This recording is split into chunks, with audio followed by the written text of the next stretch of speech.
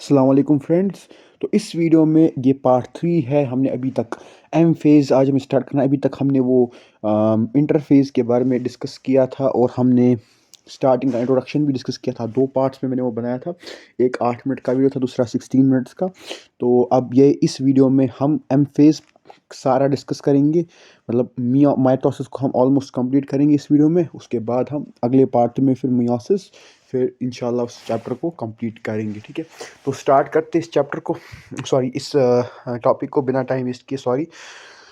Okay, this is the most dramatic phase of the cell cycle involving a major recognition of virtually all components of the cell. तो ये बोल रहा है कि मैं थोड़ा एक साथ पढ़ता हूँ ताकि जल्दी थोड़ा हो। ठीक है, तो चलो पहली लाइन में एक्सप्लेन करता हूँ कि जो मोस्ट ड्रामेटिक फेज है सेल साइकिल का, वो है जिसमें बहुत सारा रिकॉग्निशन होती, रीऑर्गेनाइजेशन होती है। ये जो कंपोनेंट्स होते हैं, क्या नाम है इसका, इसकी सेल की, उनकी। ठीक है, तो इसमें simply involves a major recognization हो रहा है, reorganisation of virtually all components of the cell. तो ये उनका रीऑर्गेनाइजेशन होता है शॉर्ट में। ठीक है, सॉरी थोड़ा सा डिस्ट्रैक्शन हो जाती है बीच में, तो अब से बोल रहा हूँ अच्छे से। तो इस लाइन को पढ़ते आगे। Since that number of chromosomes in the parent and the progeny cells is the same, it is also called as equational division. Though for convenience mitosis has been divided into four stages of nuclear division, it is very essential to understand that cell division is a progressive process and very clear cut lines cannot be drawn between various stages. Karyokinesis involves following four stages: prophase, metaphase, anaphase, telophase। ठीक हो, देखो क्या बोल रहा है। बोल रहा है कि जो ये इसमें जो नंबर ऑफ क्रोमोसोम पेरेंट और प्रोजेनी के वो सेम रहते हैं, तो इसको हम इक्वेशनल डिवीजन बोलते हैं। हाँ, मतलब है एग्जांपल के तौर पर लोग 2n क्रोमोसोम्स, फॉर एग्जांपल आपके पास 46 क्रोमोसोम्स है, तो जब डिवीजन होगा तो दो सेल जो बनेंगे, एक में 46 आएंगे, दूसरे में 46 आएंगे, तो इक्वेशनल डिवीजन है, यानी कि हर दोनों में इक्वल नंबर ऑफ क्रोमोसोम्स आते हैं। ऐसा नहीं कि हाफ हाफ कर देंगे, वहाँ पर 23 आएंगे, यहाँ 23, ऐसा नहीं है। दोनों में 46 नंबर ऑफ क्रोमोसोम्स आएंगे। बट क्या नाम है इसका, हाँ यही होता है। बट क्या मतलब, इस सिंपली प्रोजेनी और पेरेंट के सेल्स बराबर क्रोमोसोम्स होंगे उनमें। अब कन्वीनियंस के लिए जो माइटोसिस है उसको हमने चार, अपनी सेक ऑफ कन्वीनियंस के लिए हमने माइटोसिस को चार स्टेजेस में डिवाइड किया है, जिसको हम मतलब कारियोकिनेसिस बोलेंगे, न्यूक्लियर डिवीजन, यानी कि कारियोकिनेसिस मतलब nuclear division. It is very essential, ये बहुत ज़रूरी है हमारे लिए कि हम सेल डिवीजन को समझे कि ये एक प्रोग्रेसिव और क्लियर कट, मतलब ये सिंपल प्रोग्रेसिव प्रोसेस है। असली स्टेज नहीं, ये आपको मैंने पिछली वीडियो में बोला, ये स्टेज कुछ नहीं है, ये हमने समझने के लिए ये बनाए हैं। तो असली में ऐसा कुछ नहीं है। ठीक है, ये असली इसमें हम क्लियर कट लाइन नहीं डाल सकते इन स्टेजेस में। ठीक है, so karyokinesis involves following four stages: pro, meta, anaph, telophase. Prophase, metaphase, anaphase, telophase. तो हम पहले प्रोफेज पढ़ेंगे, सबसे इंपॉर्टेंट है ये आपके लिए। इसमें से सवाल फंसेगा, मुझे लगता है इस साल का नीट का सवाल यहीं से होगा। प्रोफेज, तो प्रोफेज की अगर हम बात करें, prophase which is the first stage of karyokinesis of mitosis follows the S and G2 phases of interphase. In the S and G2 phases, the new DNA molecules formed and are not distinct but intertwined. Prophase is marked by the initiation of condensation of chromosomal material. बोल रहा है कि जो prophase है ये पहला stage है karyokinesis का माइटोसिस के। तो इसमें क्या होता है क्या नाम है, इंटरफेस के बाद ये होता है, मतलब एस और जी टू फेज के बाद ये होता है। जो एस और जी टू फेज जब होते हैं तो नए डीएनए मॉलिक्यूल बनते हैं, क्योंकि जो डबल हो जाता है, हमें पता है एस फेज में डबल हो जाता है। मगर जो ये जो डीएनए मॉलिक्यूल्स बनते हैं ये डिस्टिंक्ट नहीं होते, ये इंटरट्वाइनेड होते हैं।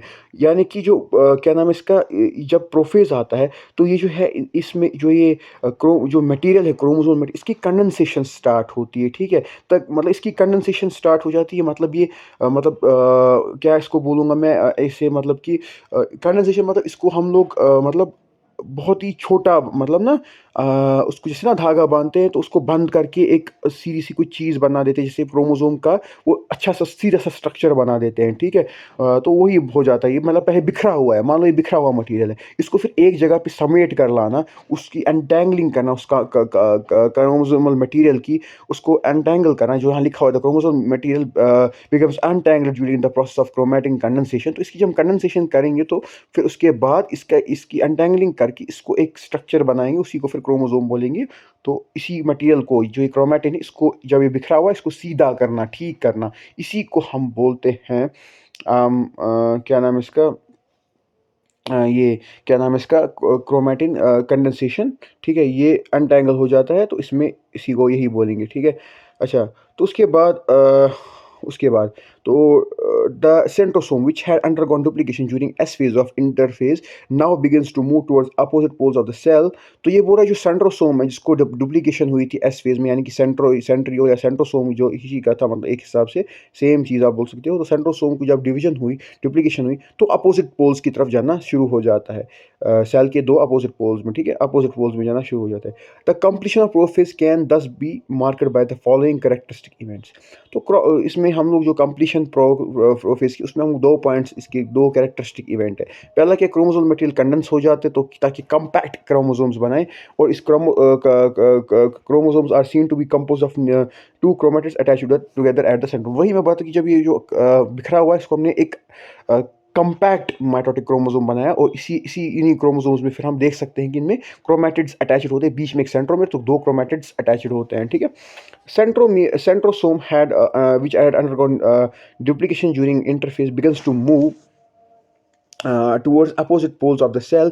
Each centrosome radiates out microtubules called esters. The two esters together with spindle fiber forms mitotic apparatus. तो ये बोल रहा है कि क्या नाम है इसका, जो आपका ये है सेंट्रोसोम जिसकी डुप्लीकेशन हुई थी, तो वो अपोजिट पोल्स में जाना शुरू हो जाता है। जब अपोजिट पोल्स में चला जाता है, तो जाना शुरू हो जाता है, तो जो हर एक जो सेंट्रोसोम उसमें से माइक्रोट्यूब्यूल्स निकलते हैं जिसको हम एस्टर्स बोलते हैं। तो एस्टर्स क्या नाम है इसका, ये स्पिंडल फाइबर्स की मदद से, मतलब वहाँ पर एक क्या नाम है इसका, माइटोटिक apparatus बनाते हैं, ठीक है। तो मतलब जैसे वो उसमें से निकली वो स्पिंडल निकली, तो उससे वो जुड़ गया उस वाले साइड से, एक साइड से। जैसे कि यहाँ पर मैं आपको दिखाऊँ, ये जो है, ये वाला देख सकते हो आप, मतलब इसमें एक हिसाब से जो ये बीच में है ना, ये देख सकते हो आप, इसमें क्या है, ये सेंट्रोसोम में तो ऊपर से जो है, इसमें स्पिंडल फाइबर जो है माइटोटिक apparatus बन जाता है, ठीक है। तो ये माइटोटिक apparatus जो है, ये जुड़ जाता है, मतलब ये इसी से फिर जुड़ता है, क्रोमोसोम से ही। मतलब ये स्पिंडल फाइबर्स है, फिर इनको अलग करते हैं, वो आगे देखेंगे हम। लेकिन ये बोल क्या रहा है, ये यहाँ किसके कहने का गर्ज ये है कि माइक्रोट्यूब्यूल्स निकालता है, और उनको हम एस्टर्स बोलते हैं, और उन्हीं दो एस्टर्स की मदद से ये जो है, ये स्पिंडल फाइबर्स के साथ, स्पिंडल फाइबर्स के साथ एक माइटोटिक apparatus बनाता है, ठीक है।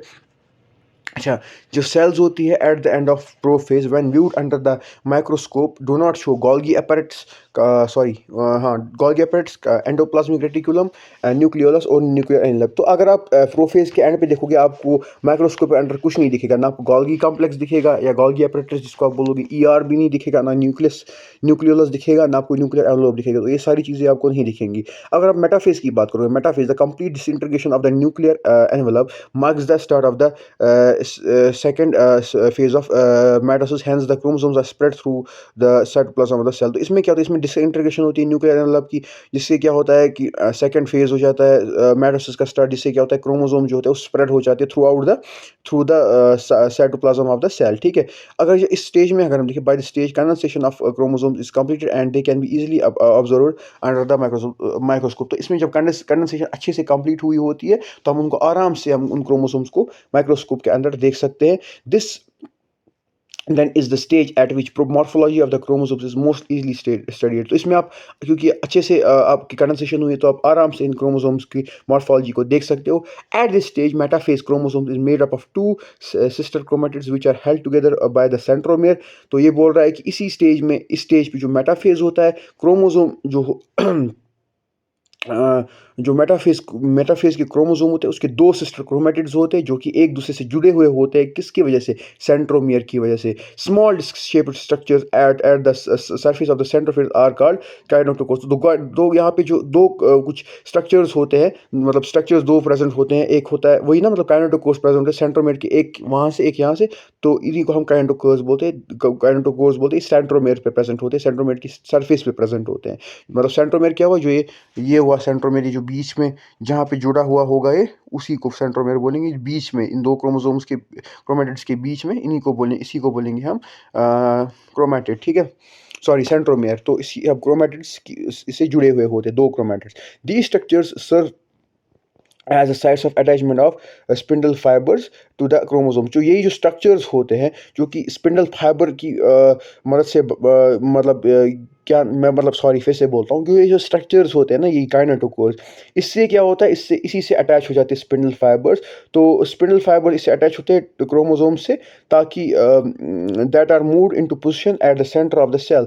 मतलब ये ऐसे है कि जैसे वहाँ से स्पिंडल फाइबर आया ऊपर की, जैसे यहाँ पे देख सकते हो ऊपर से स्पिंडल फाइबर, नीचे से स्पिंडल फाइबर, ये काइनेटोकोर से जुड़ा है, एक काइनेटोकोर ऊपर से एक और काइनेटोकोर से जुड़ा हुआ है, तो इसी से जुड़ते हैं, ठीक है, एक दूसरे से जुड़ते हैं। अच्छा, okay. Okay, now hence the metaphase is characterized by all the chromosomes coming to lie at the equator, with one chromatid of each chromosome connected by its kinetochore to spindle fibers from one pole, and its sister chromatid connected by its kinetochore to spindle fibers from the opposite pole। बेहतरीन सी line, important line, क्या बोल रहा है, बोल रहा है metaphase जो है, जब मेटाफेज होता है इसमें इसमें कैरेक्टरिस्टिक क्या होता है, इसमें ये होता है कि जो सारे के सारे क्रोमोसोम में देख सकते हो इक्वेटर पे आ गए हैं। एक सेकेंड इसको जूम करके दिखा देते हैं।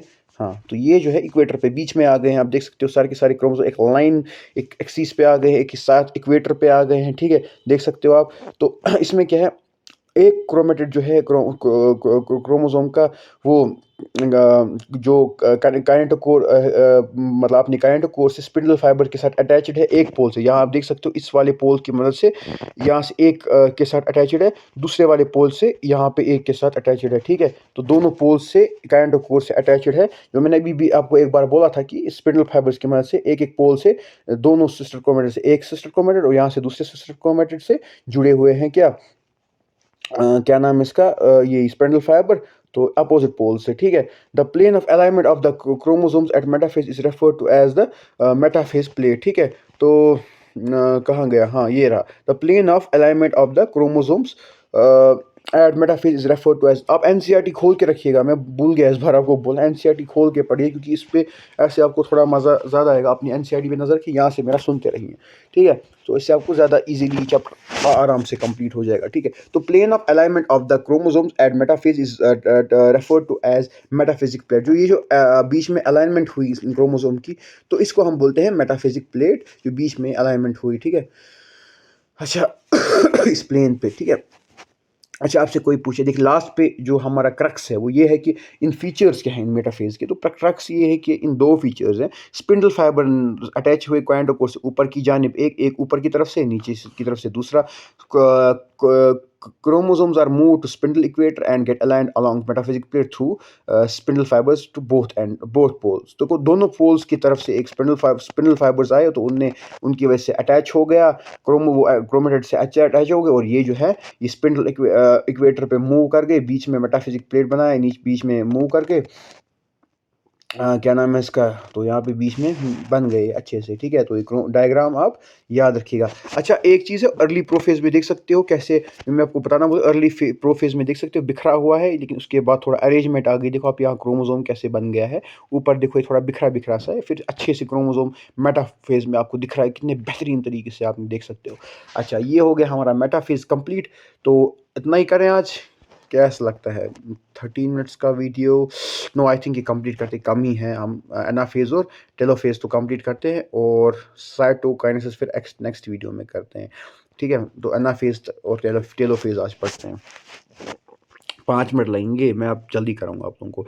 तो ओके तो आगे चलते हैं। Anaphase, at the onset of anaphase each chromosome arranged at the metaphysic plate split simultaneously, and the two chromatids now referred to as daughter chromosomes of the future daughter nuclear began their migration towards opposite pole. बेहतरीन सी चीज़ है, देखिए देखिए बेटा, इसमें क्या होता है, इसमें क्या होता है, इसमें ये क्या रहा, ये रहा आपका एनाफेज। एनाफेज में क्या होता है, जो ये है आपका जो ये हर एक क्रोमोसोम है जो कि मेटाफेज प्लेट में ये स्प्लिट हो जाते हैं, स्प्लिट हुए साइमल्टेनियसली, और जो दो क्रोमेटिड्स है वो अलग होकर एक डॉटर, अलग अलग, एक क्रोमेटिड एक क्रोमोसोम, दूसरा क्रोमेटिड दूसरा क्रोमोसोम, डॉटर क्रोमोसोम बनाएंगे, जो डॉटर न्यूक्लियाई के होंगे। आगे की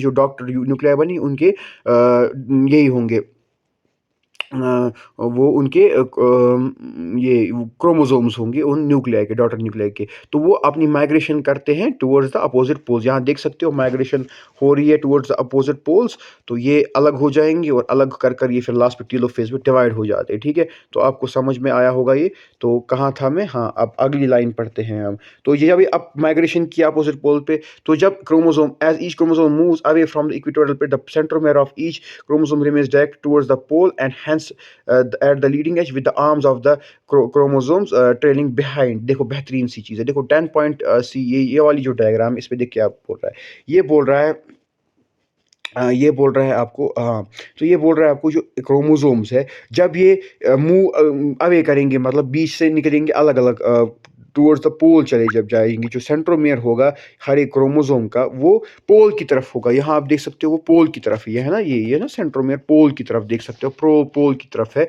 सेंट्रोमियर। और जो इसके ये जो दो आर्म्स है, ये दो आर्म्स जो है ये किस में, ये पीछे की जानिब, यानी कि बिहाइंड, ट्रेलिंग बिहाइंड, मतलब they are trailing behind simply, नी पीछे की तरफ ट्रेल कर रहे हैं। और आगे की तरफ क्या है, पोल्स की तरफ क्या है वहाँ पर, वो है ये सेंट्रोमियर। ठीक है, सेंट्रोमियर पोल की तरफ है, तो ये लीड कर रहा है, लीडिंग एज है। ठीक है, तो इसको हम लीड करने को बोलेंगे। और पीछे जो है वो जो दो आर्म्स है वो लैग कर रहे हैं या ट्रेल कर रहे हैं। ठीक है, so this anaphase stage is characterised by following events. इसमें क्या होता है, सेंट्रोमियर स्प्लिट करता है और क्रोमैटिड सेपरेट करेंगे, और क्रोमैटिड जो है अपने अपने पोल्स पे चले जाएंगे। ठीक है, देख रहे हो आप यहाँ पे कैसे स्प्लिट हुआ है, ये एक मतलब ये अलग अलग चले जा चुके हैं, यहाँ पे जुड़े हुए थे। यहाँ पर इसको खींच के बाहर निकाला, इसको भी खींच के बाहर निकाला, ये ऊपर चला गया। ऐसा नहीं है एक ही है, ये एक क्रोमेटिड है, ये एक क्रोमेटिड है, मतलब ये दूर चले गए। आप समझ रहे हो, सेंट्रोमेयर तो फिर भी रहेगा ना। तो ये बोल रहा है कि सेंट्रोमेयर ये पोल की तरफ रहेगा। ठीक है, मतलब हर एक क्रोमोसोम जो है वो मूव करेगा, यहाँ पर एक, यहाँ पर एक, तो ये दो है, यहाँ पर तो एक ही था, ये एक साथ जुड़े हुए थे, लेकिन ये फिर अलग अलग हो गए, तो ये ऊपर रहे। आया समझ आपको, समझ रहे हो क्या हुआ, ये वही वही बात है। ठीक है, ये वही बात है, तो आपको ये आराम से अब समझ में आया होगा आई थिंक कि क्या हुआ है। ओके, यहाँ से इसको जुड़ा, इसको यहाँ से लिया और उसको ऊपर से, तो ये दो बन गए, तो ये एक क्रोमोसोम एक्ट करेगा, ये भी एक क्रोमोसोम, तो ये हो गया। तो ये क्रोमोसोम मूव करेंगे, क्रोमेटिड अपोजिट पोल्स पे मूव करे और इन्हें स्प्लिट किया और क्रोमेटिड जो है सेपरेट हो गए। तो ये आपको की इवेंट्स है इसके। ठीक है, अब लास्ट का जो है, अब 2-3 मिनट मैं दूंगा इसको। तो till is the chromosomes that have reached their respective poles decondense and lose their individuality. The individual chromosomes can no longer be seen, and each set of chromatin material tends to collect at each of the two poles. This is the stage which shows the following key events. देखो क्या बोल रहा है, इसके साथ diagram भी देखते हैं। इट्स सेइंग या कि जब टेलो फाइनल स्टेज जो होता है कैरोगेनेसिस का, यानी कि टेलोफेज, इसमें जो क्रोमोसोम्स होते हैं वो जो है अपने इंडिविजुअल पोल्स पे पहुंच चुके होते हैं, तो ये फिर से डीकंडेंस हो जाते हैं और अपनी इंडिविजुअलिटी को लूज़ कर, यानी कि ये बिखर जाते हैं एक हिसाब से, जो कि पहले जैसे थे वैसे ही। तो उसके बाद इंडिविजुअल क्रोमोसोम जिसको हम देख नहीं पाते हैं, और जो है ये सारा का सारा सेट ऑफ, जो एक हर एक सेट जो होता है क्रोमेटिड मटेरियल का, ये कलेक्ट होता है ईच पोल पे। तो इसमें क्या होता है फिर, इस स्टेज में क्या नाम है इसका, आई फॉरगॉट, या इस स्टेज पे क्या होता है, chromosomes cluster at opposite spindle poles and their individuality is lose. तो अगर आपसे कोई पूछे इंडिविजुअलिटी कब लूज होती है एक क्रोमोसोम की, तो आप बोलोगे अपनी आइडेंटिटी कब वो लूज़ करता है, वो आप बोलोगे टीलोफेज। ठीक है, तो ये अपोजिट स्पिंडल पोल्स पे आए और ये अपनी आइडेंटिटी को लूज़ करते हैं as discrete elements. Nuclear envelope develops around the chromosome clusters at each pole forming two daughter nuclei, nucleolus Golgi complex and ER reform। तो जो न्यूक्लियर एनवेलप जो है वो फिर से डेवलप मतलब हो जाता है अराउंड द क्रोमोसोम क्लस्टर्स। तो उसके बाद क्या होता है, ईच पोल पे, और उससे क्या होता है फिर उसके बाद दो डॉटर न्यूक्लियाई का फॉर्मेशन होता है। जैसे कि आप देख सकते हो इस वाले में दो डॉटर न्यूक्लियाई बन जाते हैं, और आखिर में बन गया दो डॉटर न्यूक्लियाई। तो उसके बाद क्या होता है कि है ना, ये ना दो डॉटर न्यूक्लियाई देख सकते हो ना, दो डॉटर न्यूक्लियाइज जो है। तो उसके बाद तो इसमें क्या हुआ, दो चीज़ें बोली कि तो क्रोमोसोम ने अपनी इंडिविजुअलिटी आइडेंटिटी लूज़ करके अपोजिट स्पिंडल पोल्स पे चले गए। न्यूक्लियर एनवेलप जो है वो डेवलप हुआ अराउंड द क्रोमोसोम क्लस्टर्स, और फिर दो डॉटर न्यूक्लियाई बने, और जो न्यूक्लियोलस है गोल्गी कॉम्प्लेक्स और ईआर जो रिफॉर्म हुए, और वो दिखते कम नहीं है, प्रोफेज में नहीं दिखते, लेकिन यहाँ पर ये रिफॉर्म हो जाते हैं। साइटोकाइनेसिस की हम बात करें, जब mitosis accomplishes not only the segregation of duplicated chromosomes into daughter nuclei। देखो, खाली हमें डुप्लीकेटेड क्रोमोसोम्स को न्यूक्लियाई में नहीं लाना है, ठीक है। तो आपको क्या करना है, सेल को खुद दो डॉटर सेल जो बनाना है ज़रूरी है। वो किससे होता है, बाय सेपरेशन ऑफ साइटोप्लाज्म, और वो क्या होगा, उसको हम बोलते हैं cytokinesis, at the end of which cell gets divide completely. तो हम, आपको कोई बोलेगा कैरोकाइनेसिस के बाद सेल डिवीजन खत्म हुई, नहीं, पहले तो साइटोकाइनेसिस होना जरूरी, उसके बाद ही हम बोलेंगे कि सेल डिवीजन कंप्लीट हुई। In an animal cell this is achieved by the appearance of a furrow in the plasma membrane. The furrow gradually deepens and ultimately joins in the center, dividing the cytoplasm into two। तो एक furrow जैसा बन जाता है, जो कि सेंट्रीपिटली आप बोल सकते हो, अंदर की जानिब आता है। तो वो उसको डीपन्स, अंदर डीप हो जाता है, और अल्टीमेटली मतलब फारो आया, वो ग्रेजुअली डीप करता है, मतलब अंदर की जानिब आया, अंदर की तरफ से, सर्कल के अंदर की तरफ से आया, वो अंदर आया। और जब अंदर आया तो वो जो है क्या नाम है इसका, ये जो वो सेंटर को ज्वाइन करेगा, और जो है उस सेल जो है दो डॉटर सेल में बनेगी। अब प्लांट्स को देखिए, प्लांट के पास जो है वो रिलेटिवली इनएक्सटेंसिबल सेल वॉल उनके पास होता है, तो उनके पास जो है अलग किस्म से साइटोकाइनेसिस होता है। तो in plant cells wall formation starts in the centre of the cell and grow outwards. तो इसमें सेंट्रीफ्यूगल यानी कि अंदर से बाहर की तरफ आता है, उसमें अंदर से बाहर से अंदर की तरफ डिवीजन होता है, इसमें अंदर से बाहर की तरफ जाता है, ठीक है। तो जो इसमें बना, तो to meet the end grows outward, क्या नाम है इसका, outward to meet the existing lateral walls. The formation of the new cell wall begins with the formation of simple precursor called the cell plate that presents the middle lamella between the walls of two adjacent cells। तो ये बोलता है कि जो जब ये बाहर की तरफ आउटवर्ड बना, तो ये गया, तो उसके बाद to meet the existing lateral walls, ठीक है। तो उसके बाद जो है फॉर्मेशन जो होती है नए सेल वॉल की, तो वो होती है विद द फॉर्मेशन ऑफ एक सिंपल प्रीकर्सर बनता है, जिसको सेल प्लेट बोलते हैं, जो कि रिप्रेजेंट करता है मिडिल लैमेला को between the walls of the two edges. उसके बाद ही फॉर्मेशन ऑफ सेल वॉल होता है, ठीक है। ठीक है, ओके। उसके बाद अगर हम बात करें at the time of cytoplasmic division, organelles like mitochondria and plastid gets distributed between the two daughter cells।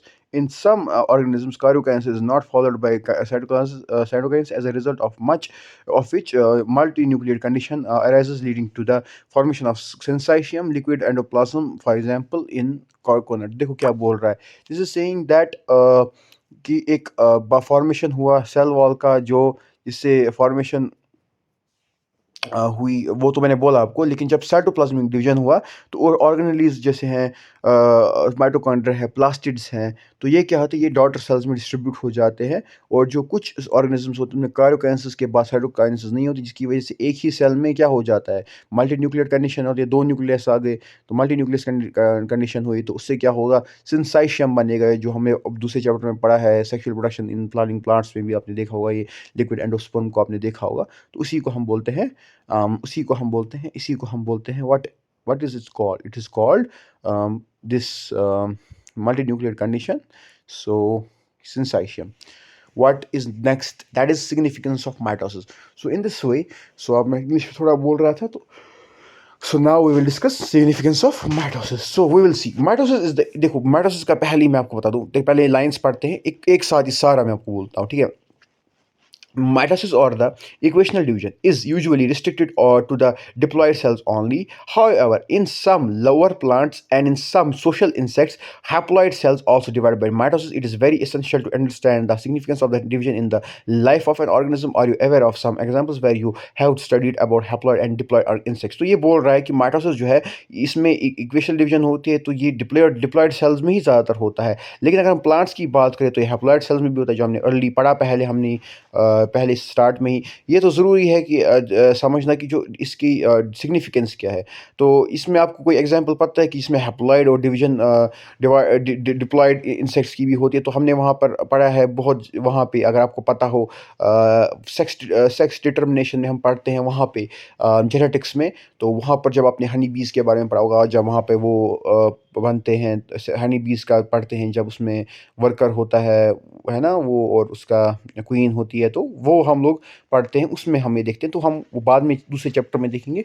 तो हम फिलहाल अपने पॉइंट पे वापस आते हैं अपने चैप्टर पे। तो mitosis usually results in the production of diploid starter cells which identically genetic with identical genetic complement. तो माइटोसिस में क्या हुआ, डिप्लॉयड डॉटर सेल्स बनी, उसमें आइडेंटिकल जेनेटिक कॉम्प्लीमेंट है। जो ग्रोथ है मल्टीसेलुलर ऑर्गेनिजम्स का, वो माइटोसिस से होता है, यानी कि जो हमारी सेल्स है उनकी जो ग्रोथ होती है वो माइटोसिस से होती है। Cell growth results in disturbing the ratio between the nucleus and the cytoplasm. It is therefore become essential for a cell to divide to restore the ये न्यूक्लियोसाइटोप्लाज्मिक रेशियो। तो ये बोला जब सेल ग्रोथ की वजह से क्या होता है, जो न्यूक्लियस और साइटोप्लाज्म का रेशियो होता है उसमें गड़बड़ हो जाती है। तो इसलिए क्या करते हैं, ये ज़रूरी हो जाता है ताकि हम न्यूक्लियोसाइटोप्लाज्मिक रेशियो को रेस्टोर करें, उसके लिए सेल को डिवाइड करना ज़रूरी है। Very significant contribution of mitosis is very cell repair. एक इंपॉर्टेंट कॉन्ट्रीब्यूशन है इस माइटोसिस का कि सेल रिपेयर होती है। और सेल्स जो है upper layer of the epidermis की सेल्स जो हैं, लाइनिंग ऑफ द गट की जो लाइनिंग होती है, and blood cells, red blood cell वगैरह आर बीइंग कॉन्स्टेंटली रिप्लेस्ड। तो इनकी जो है,